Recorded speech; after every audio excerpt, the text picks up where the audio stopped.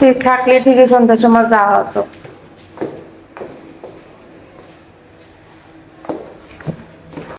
বাইরে দাঁড়িয়ে এই মাত্র শুরু তুলে দিছি দিয়ে আমি নিলিবিলি হয়েছি রাত কয়টা বাজে?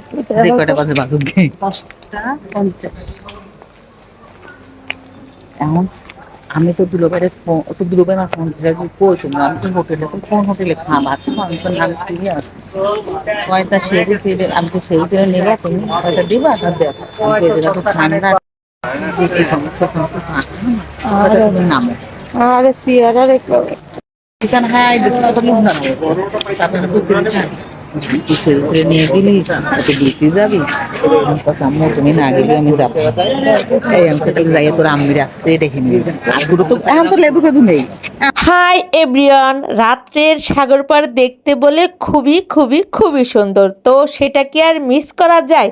তাই তো সবাই মিলে চলে যাচ্ছি। তবে এখন বাজে মনে হয় 11 থেকে 11:30।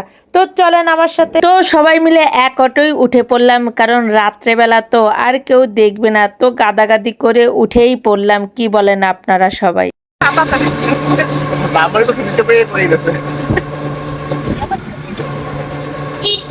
এভরিওয়ান, ভাবছিলাম যে এই রাতের বেলা মনে হয় মানে মানুষ খুব অল্প থাকবে, কিন্তু না, এই বিশাল বড় যেমন সমুদ্র তেমন দেখেন বিশাল মানুষ, মানে মানুষের অভাব নাই। তবে মনে হচ্ছে জমজমাট, দিনের মতোই জমজমাট। দেখেন সব মানুষই রাত্রেবেলা রিল্যাক্সে ঘুরতে আসছে, সবাই যেমন দিনেও ছিল তেমন সবাই রাত্রে আসলো। যাই হোক, আশাটা আমাদের সার্থক হলো।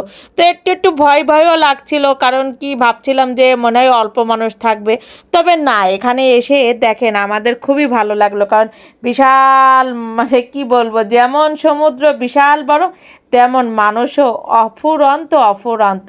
আর এই যে এখানে অবশ্য লাইটিং নাই, অল্প লাইটিং, আপনাদের দেখতে মনে হয় একটু সমস্যা হতে পারে, তবে তারপরও একটু দেখেন, কারণ আপনারা আনন্দ পাবেন। আর এই সমুদ্র রাত্রেবেলা দেখার যে ফিলিংস এত ভালো। আর এই দেখার সাথে সাথেই